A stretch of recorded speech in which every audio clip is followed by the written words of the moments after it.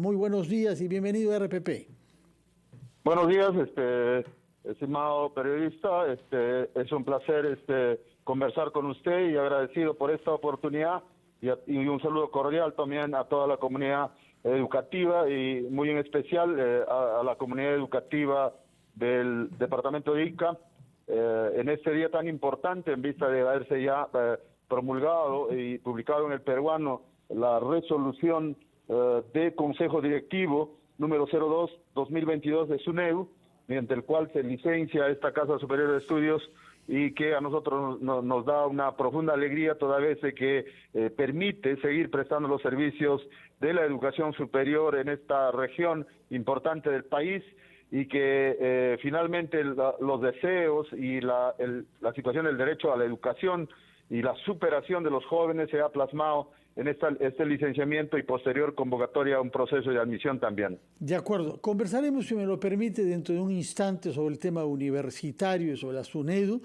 porque esta decisión respecto de la Universidad de Ica se inscribe en un contexto general que habrá que explicar, sobre el cual usted nos dará su opinión, sin duda. Pero yo quisiera que comencemos hablando ahora sobre el retorno a clases. Usted ha hecho notar que eso concierne a más de 8 millones de alumnos en el Perú, es decir, muchísimas familias, y tenemos una fecha que ha sido fijada por usted, que en el caso de algunas escuelas está, sin embargo, condicionada a la calidad en la que se hallen las instalaciones educativas. ¿Cómo ve usted la preparación del retorno a clases prevista a más tardar para el 28 de marzo?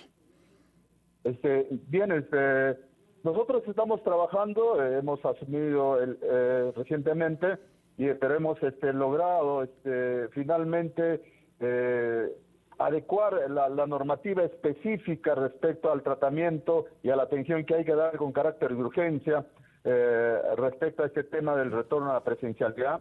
Hay factores importantes que hay que tomar en cuenta, como es el hecho de la infraestructura educativa que esté en buenas condiciones, la situación de la contratación docente, el tema de la coordinación y el análisis que hay que hacer desde el Ministerio de Salud respecto a las condiciones epidemiológicas, y luego también la situación de compromiso de una situación intersectorial, intergubernamental que hay que darle a este tema, porque no solamente se trata de un tema del sector, sino de la atención integral de todos los niveles del Estado peruano, de la gestión del Estado peruano, y agrada que haya esa predisposición en estos, si no es hoy, mañana, no sé, no he hecho la verificación, el Consejo de Ministros ha acordado también elevar el nivel de compromiso y responsabilidad con un decreto supremo que formaliza todo lo que se ha venido trabajando en estos últimos días respecto a la situación de multisectorialidad y el compromiso de los gobiernos regionales para todos poner el hombro y dejar expeditas las aulas y el retorno de los estudiantes, que necesariamente tiene que ser a la presencialidad, no solo porque sea el anhelo y la situación de gente que está opinando, experta respecto al tema, sino que una necesidad que tiene que estar pensada en el logro de aprendizaje de los estudiantes, que se ha visto menguada y se ha visto reducida en estos 2 años, teniendo en cuenta las carencias que como sistema tenemos en el país. Sí, hago notar de que usted tiene menos de 20 días como ministro y ha tenido que asumir responsabilidades rápidamente en varios campos.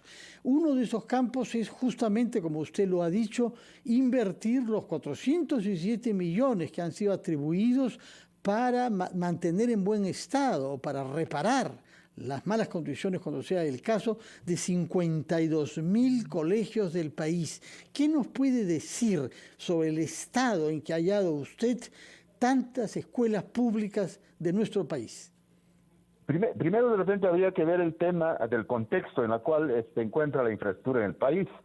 Del 100% de la infraestructura del país, un 70% requiere de tratamiento, requiere de intervención, y un 39% de sustitución total, es decir, necesita nueva infraestructura. La situación es crítica, se requiere alrededor de 113.000 millones de soles para cubrir la brecha tan grande que existe respecto a infraestructura. Pero lo importante es que el año 2020 y el 2021 se han seguido inyectando presupuesto a las instituciones educativas para atender en el tema del programa de mantenimiento de locales.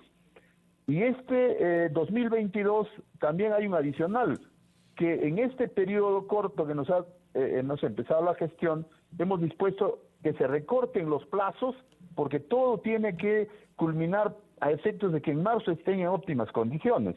Y justamente ayer se ha hecho la publicación en el peruano respecto a la normativa que acorta los plazos y que permite en todo caso poner como fecha límite de inyección de esos millones de soles, tanto para el mantenimiento de locales escolares como kit de higiene, directamente a los directores de las instituciones educativas. El 17 inicia el proceso de inyección a las cuentas de los directores de las instituciones del país. El 17, es decir, el lunes próximo, dentro de 2 días. Claro, entonces allí el director, siendo específicamente la resolución ministerial 016, que aprueba las disposiciones específicas para la ejecución del programa de mantenimiento para el año 2002, se ha tomado la decisión de acortar los plazos, y por eso que ayer ya nos han confirmado que la transferencia que va a hacer el PRONIET a el Ministerio de Educación a las cuentas de los directores es a partir del día lunes, y los directores pueden retirar de sus cuentas, hacer la planificación necesaria, priorizar dónde se va a invertir. Hemos dado flexibilidad respecto al tema de la emergencia para las intervenciones.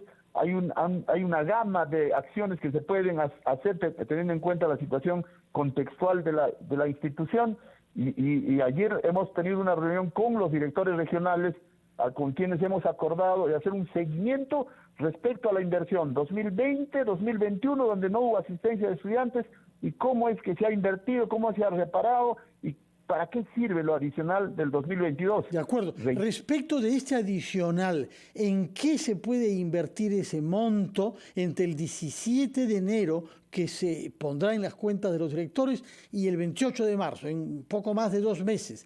¿Qué tipo de trabajos cree usted que se pueden hacer en las escuelas para tenerlas listas para la recepción de los alumnos a fin de marzo?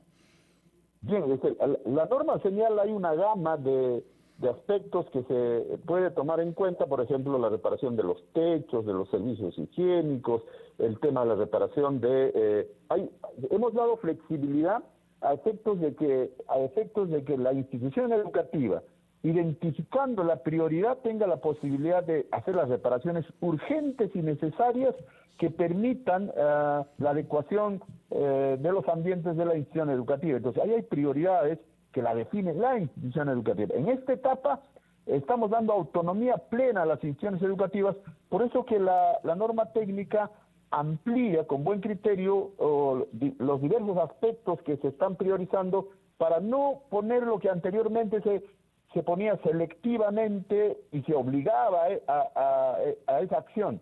Ahora es mucho más abierto y hay posibilidad que el director con su comunidad educativa puede determinar cuál es la prioridad que se requiere.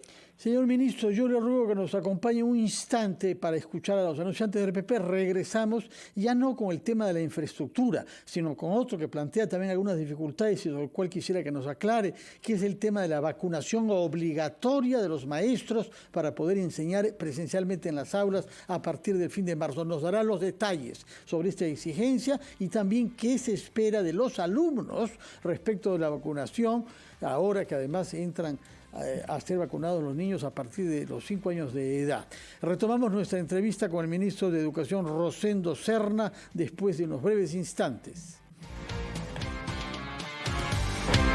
Son las 9:17, estamos conversando con el ministro de Educación, Rosendo Serna. Había quedado planteada la pregunta respecto de la vacunación, primero de los maestros y luego de los alumnos para asistir a clases. ¿Cuál es el estado de la cuestión y cuál es la política que usted define respecto de estos dos temas, vacunación de maestros, vacunación de alumnos? Bien, respecto a la vacunación de docentes, según las estadísticas que viene centralizando el Ministerio de Salud, nosotros tenemos un 95% de maestros vacunados con 2 dosis. Eso significa que hay un porcentaje mínimo que falta vacunación para completar su vacunación y completar la tercera vacunación también, donde el porcentaje ahí es menor, pero que es seguro que en el transcurso de los días alcance el porcentaje de más del 95%. Es más, nosotros al interior, con los directores y con los directores de región y de UGEL y los directores de las instituciones educativas, vamos a identificar a aquellos maestros que no están vacunados para convencerlos a efectos de que la única solución y salida en esta emergencia sanitaria es fundamental el tema de la vacuna. Y por otro lado también el ponernos en contacto con los estudiantes obliga, y hay una necesidad de que esta situación de la vacunación sea al 100%. Entonces, estamos camino a ello, tenemos 2 meses que trabajar, identificar, y estoy seguro que con la empatía que tienen los maestros, este tema debe alcanzar a cifras que bordean el 100% y evitar tener problemas. Respecto a la vacunación de los estudiantes, es una alegría que ya se haya dispuesto la vacunación de 5 a 11 años.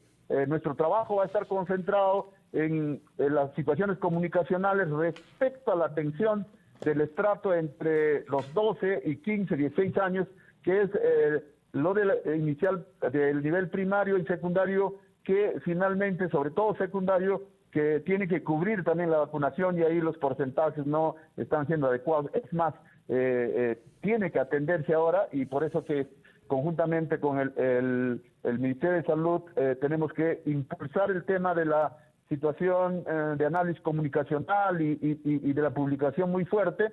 Y otro aspecto importante va a ser el retorno a la presencialidad, que va a permitir ya en propias aulas llegar al 100%, que es la visión que tenemos respecto a la vacunación con los estudiantes también. En buena cuenta, lo que nos está diciendo usted es que para los maestros la vacunación es obligatoria. El maestro que no se vacune no podrá estar presencialmente dando clases. Yo considero de que el maestro es empático, el maestro entiende, el maestro hay que comprender, y si hay situaciones aisladas, que por el porcentaje que estamos viendo es aislado, habrá que conversar con los maestros. Eso significa que va a haber buen entendimiento. Yo conozco a los maestros y conversando, por eso el rol que va a jugar el director de la institución es importantísimo, porque los acuerdos se toman en comunidad, en consenso, y seguro que si hay una resistencia ahí, se sabrá entender. Por eso que el tema, estando al 95% casi de obligatorio, es una situación, podríamos decir, identificada en un pequeño grupo que es fácil de hacer comprender, ¿no? Este porcentaje de 95% de maestros vacunados incluye a los maestros de zonas rurales y particularmente los que enseñan en comunidades de pueblos originarios. Es la estadística nacional que ha tomado de todo el universo de maestros que atiende la educación básica. De acuerdo. Ahora bien, respecto de la vacunación de los alumnos, ¿cuál es la política, cuál es la norma? ¿Es obligatorio o es una recomendación que usted formula? Mire, ahorita no hay ninguna disposición emitida por el Poder Ejecutivo o por el Ministerio de Salud en el sentido de ver cuál es la situación normativa respecto al tema. Pero es fundamental el rol que corresponde a los padres de familia, porque ellos son los tutores, ellos son los que deciden finalmente la situación de sus hijos. Pero en todo caso, se está iniciando ya la campaña universal a efectos de que todos los jóvenes puedan vacunarse en este rango de que las vacunas están llegando al país. Es importante, a nosotros nos alegra, porque eso significa dar seguridad al momento que uno asista a escuela de los niños de 5 a 11 años, que es el grupo que atiende el nivel primario. Ministro, usted sabe que durante los 2 años de la pandemia han tenido problemas financieros las escuelas privadas, algunas de las cuales han tenido que cerrar, han quebrado como empresa educativa. La pregunta es si el Estado, a través de las escuelas públicas, puede asumir a los alumnos que estaban cursando sus cursos en escuelas privadas y ahora ya no pueden contar con ellas. Sí, efectivamente, las instituciones públicas sí pueden atender como están atendiendo ahora. Hay espacio, hay sitio para acoger a ese número suplementario de alumnos que ya no pueden ir a las privadas. En situaciones de emergencia tenemos que adecuar la institución educativa a las condiciones que presenta la emergencia educativa. Podemos aperturar turnos, podemos ver la situación de la flexibilidad horaria, tenemos mañana, tarde, incluso en casos extremos la noche. Esa no se ha presentado todavía, pero la institución educativa hace el análisis, toma la decisión. Pero lo importante es que ya hemos planteado al Ministerio de Economía la situación de un adicional para la creación de plazas temporales a efectos de atender esta demanda. Por eso es que es importante esa decisión mostrada por Economía, en el sentido de que cada región, cada institución educativa tiene que hacer el costeo, la identificación de la necesidad, el costeo respectivo para que cada región diga cuántos maestros más necesita en esta etapa, y esta va a requerir un estudio y finalmente la dotación del presupuesto que corresponde. Nos han indicado bajo la modalidad de la bolsa de horas, es decir, si una institución educativa requiere 40 horas más, se asigna esas 40 horas más para que sean cubiertos por los docentes, ¿no? Eso es importante, y eso va a cubrir esa preocupación que tiene respecto a la migración que se ha producido del traslado de alumnos, estudiantes de privados a públicos. Ahora bien, usted ha hablado de flexibilización de horarios y creación de nuevos turnos, inclusive nos ha dicho durante la noche si fuera necesario. Esto vale, lo ha dicho usted, para asumir a más alumnos que eventualmente no puedan ir ya a las privadas, pero vale también para reducir el número de alumnos presentes por clase y con esa reducción naturalmente dificultar más el contagio. ¿Cuál es la política prevista respecto a los turnos en general y al número de alumnos por aula, de manera, repito, a que no haya excesiva cantidad en el espacio físico de las aulas? Mire, allí sobre ese tema lo que nosotros queremos mantener el protocolo que se ha planteado, mínimamente un metro de distancia. Entonces, lo que vamos a garantizar es el control de esas áreas y de esos espacios. Y por eso que el excedente de alumnos puede permitir formar turnos o grupos de un mismo grado, de una misma sección, formar dos grupos y plantear el tema de la confección de los horarios. Allí cada institución educativa, en función de lo que identifique, tiene que elaborar su cuadro de horas, sobre todo en secundaria. Y en el caso de primaria es mucho más manejable porque es el paquete general, el paquete íntegro. Entonces, allí donde haya excedencia, donde haya mayor cantidad de alumnos, vamos a tener que ir formando los grupos. Por eso el tema del costeo y la identificación de la necesidad es importante, y eso va a correr por cuenta de la institución educativa, remitida a la UGEL, a la dirección regional, y esta viene al ministerio a efecto de hacer la gestión y el requerimiento de nuevas plazas más y su financiamiento por parte del Ministerio de Economía y Finanzas. ¿Y esta política qué significa sobre el número de horas que van a ser impartidos? Van a ser impartidas. Se habló inicialmente de 4 horas, pero después hubo dudas. ¿En qué se ha quedado respecto del número total de horas de la jornada escolar? Allí la jornada escolar va en términos completos. Allí no va a haber recorte. El tema podría complementarse en algunos casos con algunas medidas complementarias de una educación virtual, pero complementaria. Pero la jornada escolar completa valga la redundancia, en forma completa. 35 horas semanal mensual para el caso de secundaria, 30 horas semanal mensual para el caso de primaria, el cumplimiento de horas totales a fin de año, la educación inicial 900 horas, en total primaria 1.100 horas y secundaria 1.200 horas. Allí el tema es tajante. Aquí no hay que 4 horas más funcione la institución, tiene que ser jornada total. Ahora, es más, hace 2 días estuvimos en Bogotá, Colombia, por el tema del gabinete binacional, sí. Y ahí el inicio de clases es el 26, y ahí no hay ni siquiera restricción respecto a la atención del aula. El aula va a atender íntegramente, es decir, no hay restricción de espacios ni la situación. Hay el cuidado que corresponde, porque, mira, imagínese, señor periodista, las plazas, los centros comerciales están atendiendo y ahí hay una permanente aglomeración y una situación. Cada uno se protege individualmente, toma las necesidades que corresponden y se están dando las condiciones de cuidado, el cumplimiento de los protocolos. otros eventos en los mercados, hay gran aglomeración, y creo que en el aula el cuidado y la responsabilidad de los docentes y de los propios alumnos.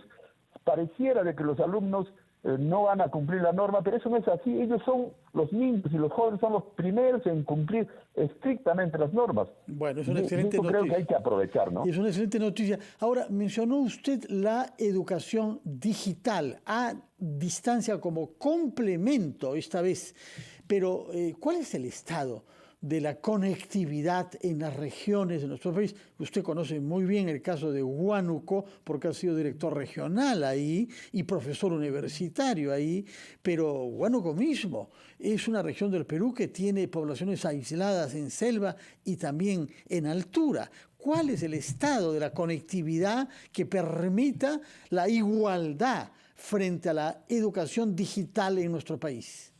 Mire, el tema de la educación digital es un tema complementario que de aquí en adelante, producto de la pandemia, tiene que acelerarse su atención. O sea, el tema de la educación presencial, en cualquier situación de aquí en adelante, pasada la pandemia, tiene que quedarse en el sistema educativo como una acción complementaria. Ahora, el tema de conectividad, sí, pues hay una brecha que cubrir, hay la zona rural que no es atendida, pero muchos de los gobiernos locales han ido apoyando el tema de la instalación de antenas que permitan tener internet, que permitan tener conectividad. Pero en este tema del trabajo intersectorial, intergubernamental que hemos iniciado, el Ministerio de Transportes está preparando para esta situación de emergencia la atención en zona rural de un paquete de internet que va a beneficiar a estas zonas que no están siendo atendidas. Entonces, vamos a ver cuál es el nivel de atención del porcentaje, porque lo que estamos haciendo ahora es que cada sector asuma su responsabilidad respecto a lo que corresponde. El tema del agua con vivienda, el tema del transporte, de la situación de conectividad con el Ministerio de Transporte. El decreto supremo que se va a aprobar señala esa responsabilidad. Va a haber un reglamento y va a haber una evaluación permanente respecto a este tema puntual de la presencialidad.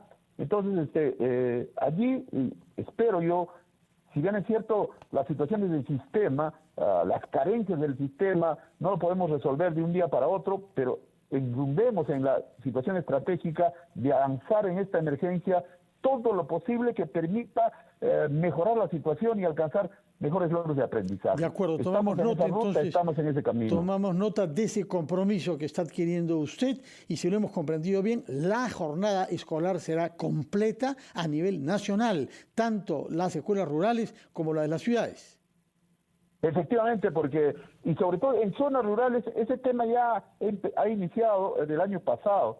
Casi toda la presencialidad mostrada en zona rural en el país, que es un 20% del total de servicios educativos, ha sido en zona rural.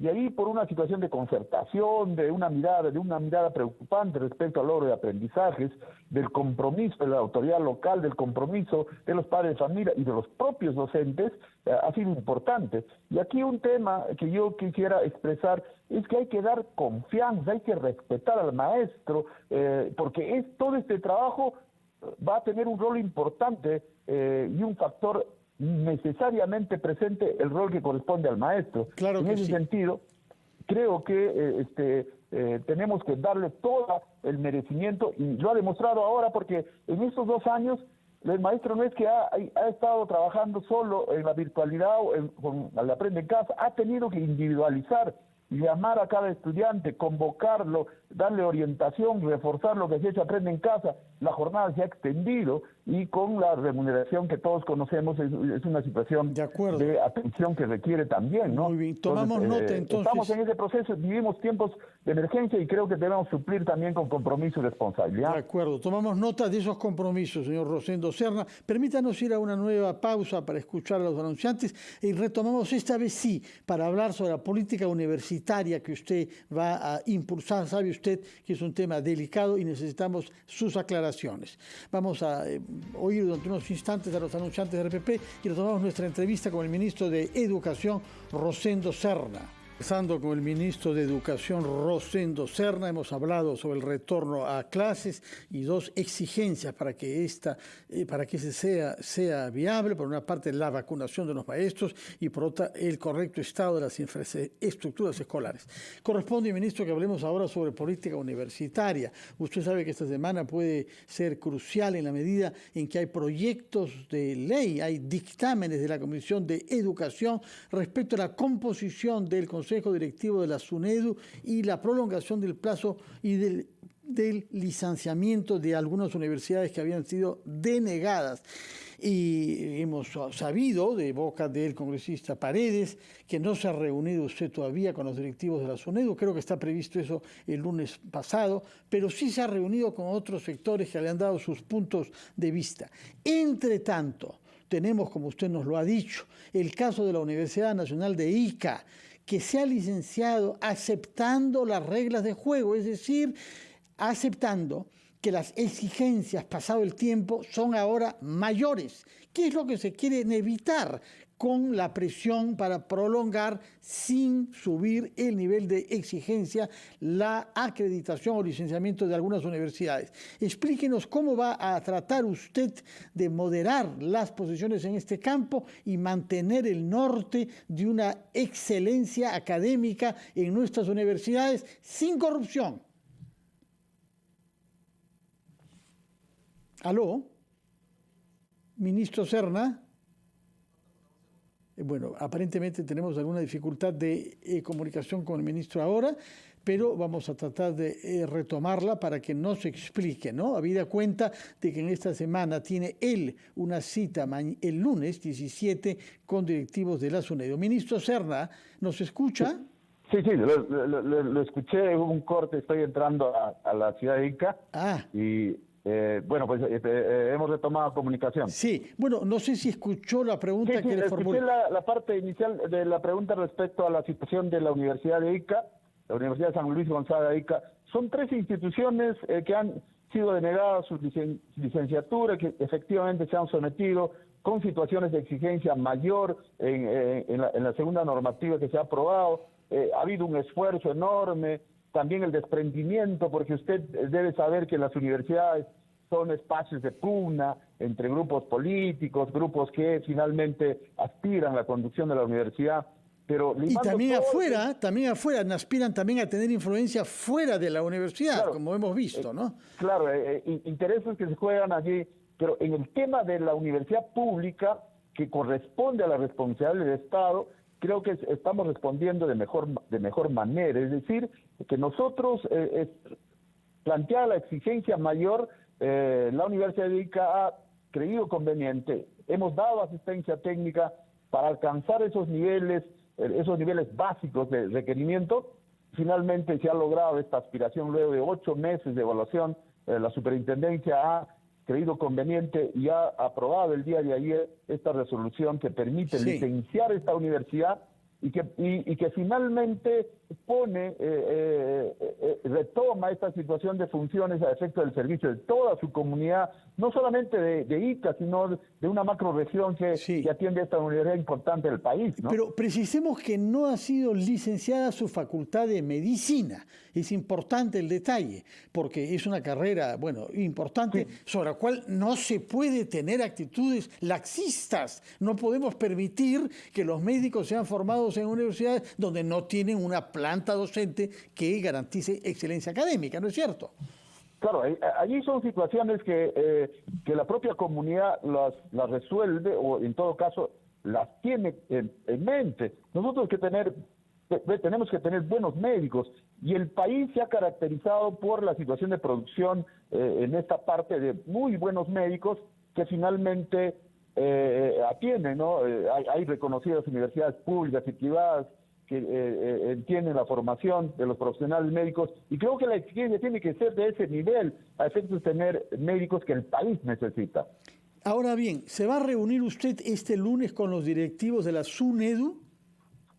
Sí, efectivamente, yo he pedido ante una comunicación recibida por el subintendente, he pedido que venga, que se apersone al Ministerio de Educación que conversemos el tema, pero que conversemos técnicamente también, es decir, he pedido que sus equipos técnicos vengan, nos informan su trabajo desempeñado, algunas situaciones de preguntas que tenemos respecto a algunas situaciones de licenciamiento ocurridas. La idea es que hay que mejorar el tema de la calidad de la educación superior universitaria. Ese tema es un tema importante y que no se debe negociar. Todos estamos de acuerdo que tiene que haber la mejora de la calidad universitaria para que efectivamente sea un pilar de desarrollo. Los profesionales universitarios tienen que aportar al país y no se puede, tener ninguna situación de, vamos a decir, de flexibilidad respecto de este tema. Ahora, usted sabe de la educación superior universitaria es una necesidad para el país. Usted sabe que hay, sin embargo, personalidades, corrientes, intereses, inclusive en el Partido Federalista Perú Libre, que forma el gobierno, forma parte del gobierno, que sostienen que hay que cambiar la composición del Consejo Directivo de la SUNEDU para que ya, en buena cuenta, para que dependa de las universidades ellas mismas, que pasarían a ser a la vez reguladas y reguladoras, y romper el vínculo con el ministerio, lo que le quitaría fuerza en la capacidad que tiene la SUNEDU de licenciar o de decidir que no se licencia, fiscalizar o supervisar. Don Fernando, en esta parte yo he sido muy claro respecto al rol que corresponde a cada una de las entidades. Creo que el concepto y la mirada estratégica que tiene el país tiene que estar orientada, lo dijimos, en la calidad de la educación superior, pero el rol de las entidades no tienen por qué sobreponerse ni oponerse. La supervisión es un rol que le corresponde a efecto de garantizar que todo lo que se ha mostrado sirva. Otro tema es el tema de la autonomía, que también hay que garantizar y que no puede entrar en contradicción con las acciones de supervisión. Y por otro lado, la acreditación para que esa calidad licenciada se mantenga. A mí sí me preocupa ya desde un punto de vista personal el tema, por ejemplo, cómo medimos la calidad del docente de la universidad pública y cómo medimos la calidad del docente de educación privada a efectos de garantizar una correcta formación, porque el Estado se preocupa en la correcta formación y licencia universidades para que se cumpla lo que se ofrece, porque últimamente hemos tenido situaciones, por ejemplo, del bajo nivel que tienen determinadas acreditaciones, determinadas diplomas, vamos a decir, que se entregan a nombre del Estado, que finalmente son observables, ¿no? Lo que tenemos que hacer es que mostrar que nuestra situación va orientada en mejorar la educación, y para eso tiene que haber universidades, en el caso de educación superior, que muestren y garanticen sostenibilidad de lo que está aprobado. ¿Y usted siente que tiene la, digamos, estabilidad política para resistir a las presiones que todos sabemos han existido desde hace muchos años? Porque las universidades negocio que se permitieron en el Perú desde los años 90 han dado muestras de una capacidad de lobby en los sucesivos congresos que nadie puede ignorar, ¿no? Claro, mire, don Fernando, usted está dando en el clavo de algunas cosas. Y yo le soy sincero, yo no me voy ni a un extremo ni a otro extremo. Tomo con tranquilidad, analizo el tema, verifico, veo, conozco la realidad de la universidad y por eso es que no puedo estar yo en una situación de una opción interesada de un lado u otro lado, pero lo que sí garantizo es que nosotros permanentemente nuestra política va a estar orientada en garantizar la calidad de la educación superior. Esa debe ser el objetivo, no solo del Ministerio de Educación, sino de la sociedad en pleno. Y allí hay que discutir los temas, hay cosas que se deben corregir, hay cosas que se tienen que mejorar y hay cosas que no son negociables, como dijo usted antes, que no son negociables, ¿no?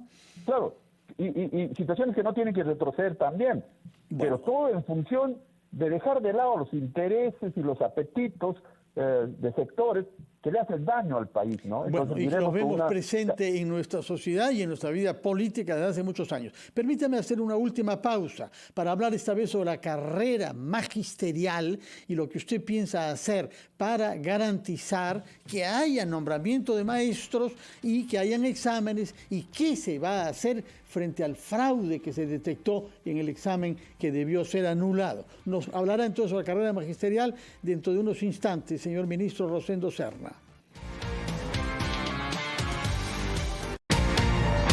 Conversando en Enfoque de los Sábados con el ministro de Educación Rosendo Serna, que ha asumido su responsabilidad ministerial el 28 del mes pasado y que ha tenido que dar cuenta de dificultades en varios campos. Hemos hablado ya sobre el retorno a clases, la vacunación que eso requiere, la situación de la infraestructura y luego el tema de la excelencia académica de las universidades y el rol de la SUNEDU. Corresponde ahora que nos diga qué quiere dejar como obra usted respecto de la carrera más importante de nuestro país, la de los maestros, que tienen como responsabilidad formar a los niños, formar al Perú del futuro. Y sabemos que es una carrera mal pagada, es una carrera en la que hay demasiados profesores contratados que no tienen estabilidad, que no tienen los grados universitarios suficientes. Se ha querido introducir el principio de meritocracia, por eso han habido exámenes y hemos tenido dificultades. Todo esto en un contexto de una exacerbación de rivalidades sindicales. Explíquenos, por favor, cuál va a ser su política respecto de la calidad de la carrera de quienes escojan dedicar su vida a la formación de nuestros niños. Mire, Fernando, sobre el tema de los maestros hemos asimilado, los maestros hemos entendido que la única forma de ir mirando nuestros desempeños es la evaluación. Ahí nosotros, como maestros, yo soy maestro de base también, no le tenemos miedo a la evaluación. Y en el caso de las...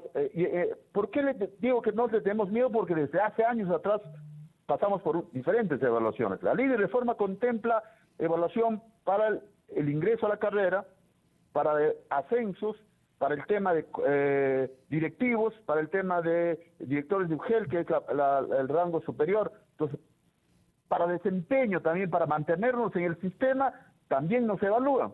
Son 5 tipos de evaluación. Entonces, estamos acostumbrados y consideramos que la evaluación es una forma de motivar también a los maestros para la persistencia en el estudio. Tú lo has señalado, un maestro que es mal remunerado, pero que hace el esfuerzo. Por eso que hay la necesidad de respetarlo como tal.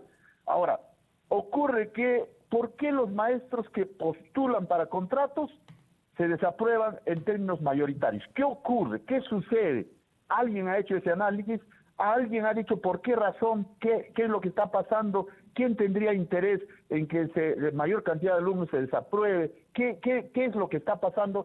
Ese tema, hemos hecho un análisis de repente muy rápido respecto al tema, y ahí uno de los aspectos que consideramos un factor por qué los maestros se desaprueban para su ingreso, para su nombramiento en mayor cantidad, es por el tema de que la prueba no es pertinente. La prueba no toma en cuenta el perfil de egreso de las universidades y de los pedagógicos respecto al nivel educativo que ha sido formado el docente. No toma en cuenta la situación de aspectos básicos respecto a cultura pedagógica y a cultura general.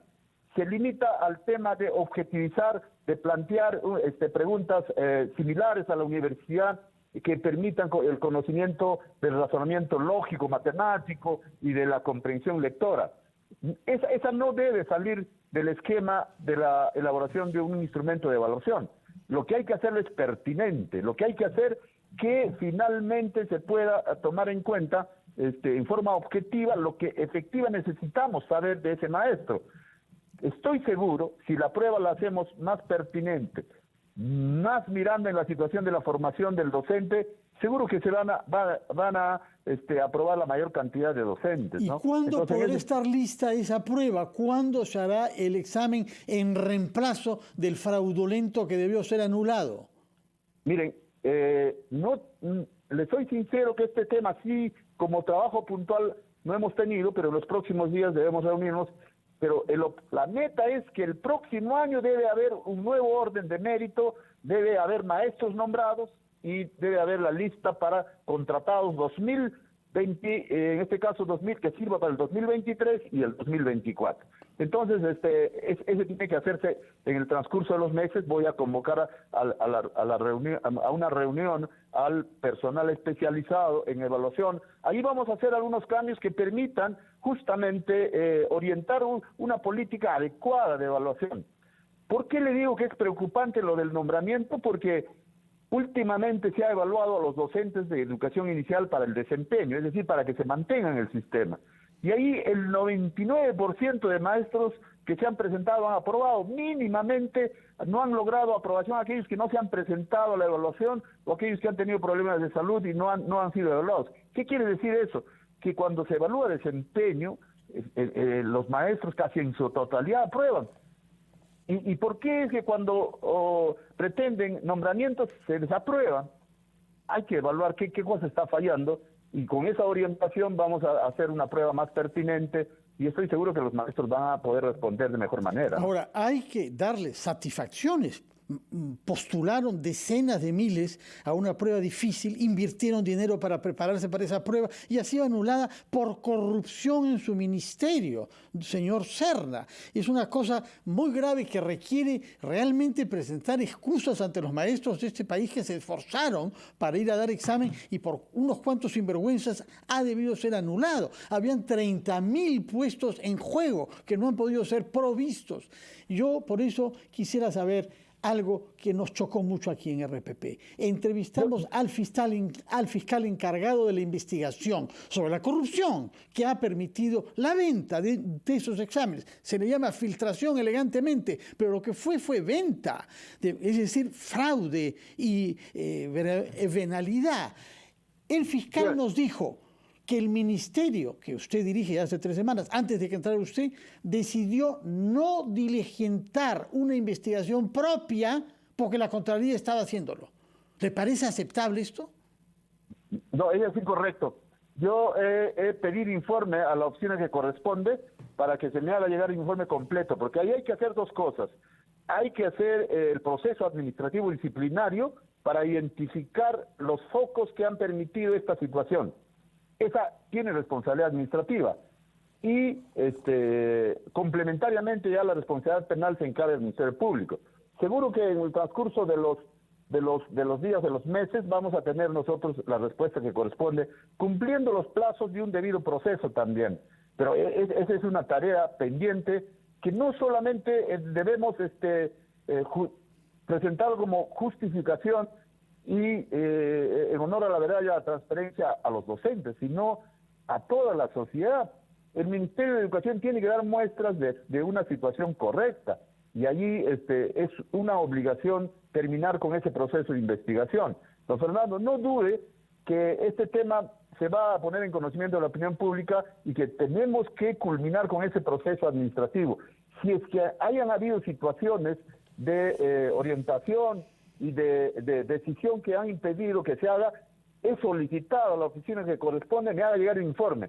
Y si es que no se ha hecho, tomaremos cartas en el asunto. Y yo le ruego que nos lo haga conocer, porque es inaceptable que se haya realmente abusado de la buena fe de tantos maestros que aspiraban legítimamente a ser nombrados, en muchos casos después de bastantes años de ejercer su oficio. Quisiera, como nos quedan unos segundos, que se dirija a usted, a los padres de familia y a los alumnos mismos, y que les diga desde el fondo de su corazón qué es lo que desea para ellos durante este año, después de haber sufrido 2 años con malos resultados, como usted lo sabe, causados por la pandemia, pero también por el mal sistema digital al cual hemos tenido que recurrir. Bien, aprovecho la oportunidad para dirigirme a los padres de familia, a la comunidad educativa en pleno, a los docentes, a los estudiantes también y a la sociedad en pleno. Creemos que es de urgente necesidad el retorno a las aulas, que la vía para garantizar el logro de aprendizajes está en la situación del rol del maestro y la presencialidad. Y ahí nuestra responsabilidad tiene que estar orientada a cumplir y a satisfacer todas las necesidades que se tienen para volver a la presencialidad. Considero yo de que el trabajo y el desarrollo de la educación no necesariamente es estrictamente sectorial. El trabajo allí es corporativo, concertado, porque el tema de la educación tiene que verse de esa manera, multisectorialmente, intergubernamentalmente, y allí yo felicito y reconozco y agradezco a todos los líderes, a las autoridades que han estado presentes ayer en la reunión de directores regionales para señalar su punto de vista, su crítica también, y para que las cosas se hagan de mejor manera. Todos juntos podemos nosotros lograr la situación de una educación mejor. Y en este tema de coyuntura muy especial, sanitaria y de emergencia educativa, el rol de todos es importante. Por eso que nuestro trabajo tiene que tener esa mirada, y a eso estamos apuntando, y espero yo de que logremos los objetivos y finalmente seguir trabajando con fuerza a efectos de que la presencialidad, que es tarea fundamental del Poder Ejecutivo y de la orientación que el presidente Pedro Castillo está dando como una mirada estratégica para elevar los logros de aprendizaje que nosotros tenemos que operativizar con nuestro trabajo. Muchas gracias, Fernando, por esta oportunidad. Muchas gracias a usted, ministro Rosendo Serna, y el mayor de los éxitos en una responsabilidad que es la más importante de la sociedad: formar a nuestros jóvenes, que no se queden con la imagen nefasta de un país en el que prevalece la corrupción y la desigualdad, sino que todos tienen la misma posibilidad de formarse para desarrollarse plenamente en la vida. Muchas gracias por sus palabras y por su presencia aquí en RPP, ministro Rosendo